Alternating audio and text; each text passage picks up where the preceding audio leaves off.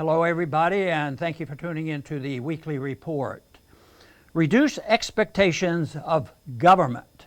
Inflation was an unwelcome guest at this year's Thanksgiving gatherings. According to the Farm Bureau, a traditional Thanksgiving meal cost 14% more in 2021 than the same meal cost in 2020. Many families went without certain Thanksgiving favorites or limited their guests to reduce costs in hopes of saving Christmas from the Grinches at the Federal Reserve. Sadly, these efforts will not guarantee that children's Christmas wish lists will be fulfilled because the government-caused supply shortages have even impacted Santa's workshop.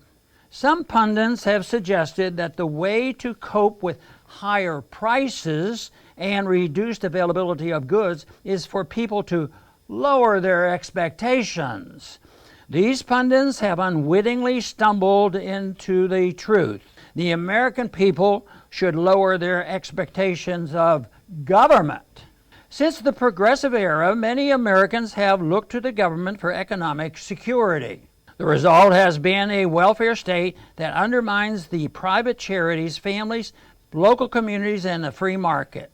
Development of entitlement mentality has contributed to the moral crisis facing the country. Parents who expected the government to provide their children with a quality education are discovering that government schools are more interested in indoctrinating children in cultural Marxism. The expectation that the government ensures everyone has health care has resulted in bankrupt entitlement programs that are major drivers of the nation's fiscal crisis. It has also led to Obamacare, which has made it more difficult for many Americans to afford quality health care. There may be no better symbol of the folly of looking to government to provide security than the Transportation Security Administration, the TSA. For 20 years, this agency has subjected Americans to incredible violations of their privacy and property rights, as well as their basic human dignity.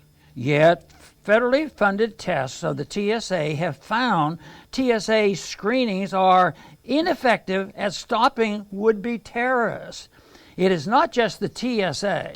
The entire unconstitutional surveillance machine created after 9/11 has done nothing to increase our safety, but has done much to decrease our liberty. The trillions spent on foreign wars make Americans less safe by increasing resentment of American foreign policy. Our foreign policy that enriches the military-industrial complex and its paid propagandists is another major factor contributing to a massive fiscal crisis. A major expectation that people need to reject is that the Federal Reserve can produce stable prices and full employment. For 50 years, America has had a pure fiat currency. The result has been a steady erosion of the dollar's purchasing power, an increase in economic inequality, a boom-bust cycle, and a steady growth in government fueled by the Fed's monetization of debt. Despite the Federal Reserve's record of failure, Congress refuses to pass the Audit the Fed legislation that would allow the American people to learn the full truth about American monetary policy.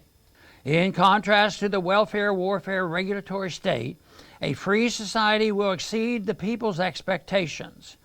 A free market featuring a currency chosen by the people, not the government, can meet all the people's demands for quality goods and services. Private charities could effectively and compassionately take care of those needing help without creating an entitlement mentality. Schools would view parents as customers and so would not use the classroom as a vehicle to undermine the parents' values. We can always expect authoritarianism and poverty from big government, but peace and prosperity comes from liberty. Thanks for listening.